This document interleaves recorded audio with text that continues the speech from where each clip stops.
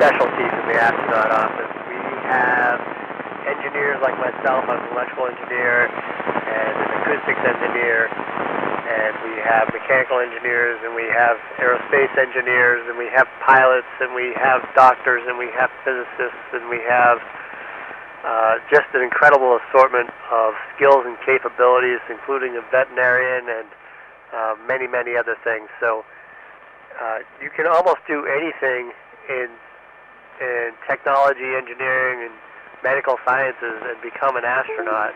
You just have to do well in what you're doing. Over.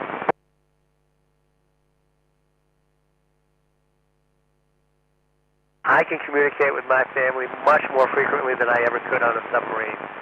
And so that's been an amazing part of this trip so far, is I have been able to bring my family much closer to being on board. And I gave them a video tour last night, which was very exciting. Over.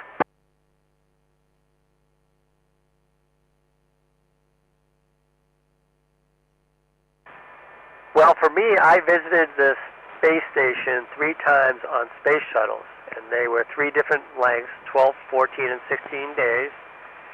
And so this time, the standard ISS mission is 6 months, and so I'll be up here for 6 months. Over.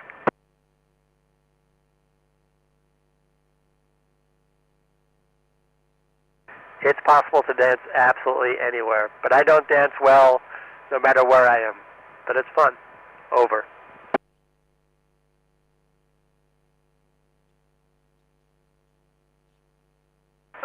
Since we've been on board, we've been incredibly busy here on board the ISS, but what free time we have, we enjoy spending time with each other, looking out the cupola windows and taking pictures, and relaxing a little bit. So there's a fair amount to do. You'll never get bored on the ISS. Over.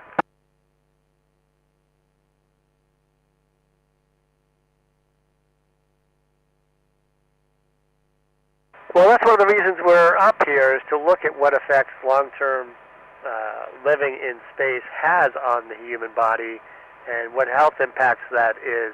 And what we learn up here will help us understand how our bodies work and will help make life better there on Earth. Over.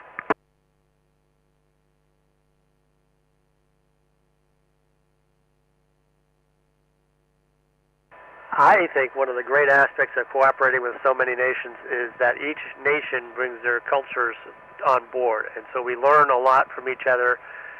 We actually operate differently at times just because of the way we were all brought up, slightly different, and it's really an interesting way to see new perspectives and new ideas, and use those to help improve our understanding and our cooperation on board the ISS. Over.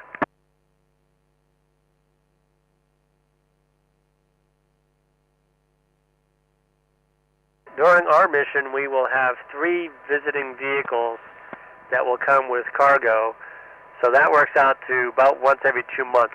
But that is that's a little more frequently than usual. Usually it's about every 3 or 4 months that people have visitors, cargo. Over.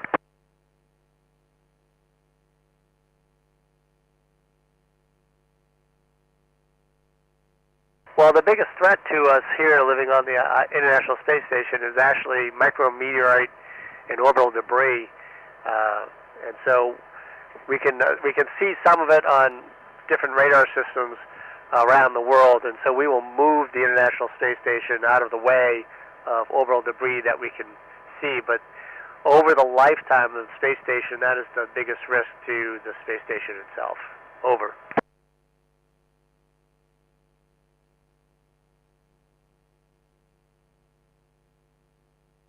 Well, you don't lose track of time because of sunrises and sunsets, because you don't look out the window usually that much during a work day.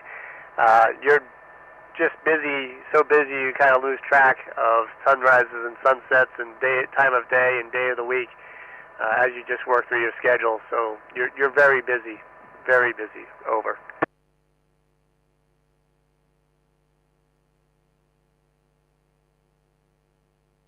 Well, we actually have a medical officer who's trained to help and assist on board, and we can always call the doctors and get telemedicine.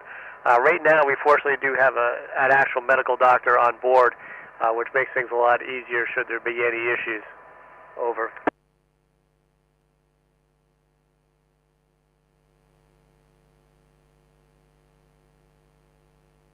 There's just nothing as far as living together. Just living on board the ISS has all the normal problems of life on Earth.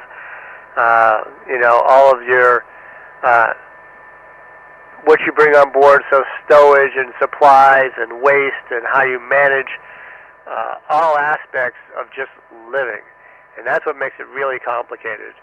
And what makes the challenge more exciting is everything we learn making the International Space Station work helps us improve things on Earth as well. Over.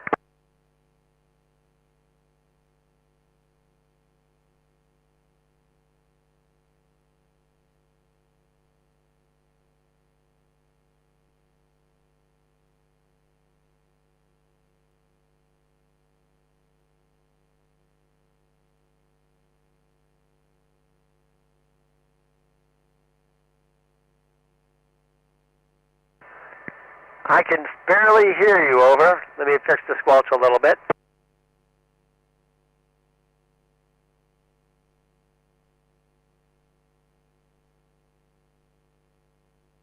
Okay, I brought the squelch down. I can hear you a little bit better if we want to continue. Over.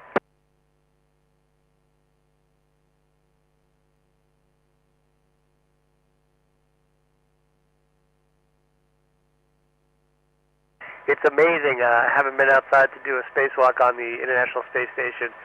It is the most incredible feeling to be hanging on to this giant building and looking around and seeing there is no Earth that it's attached to. You're actually floating over Earth. It is absolutely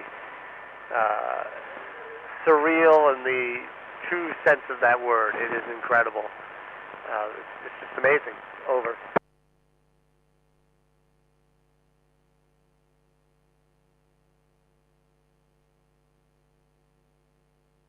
Spacewalks, we do, a couple every 6 months or so. There's not a lot, fortunately, that we have to do for the International Space Station for construction anymore, so we don't go outside that often. It is an amazing part of living on board the International Space Station is having to go outside and do work. However, it's also probably the most dangerous thing we do as a planned activity. Over.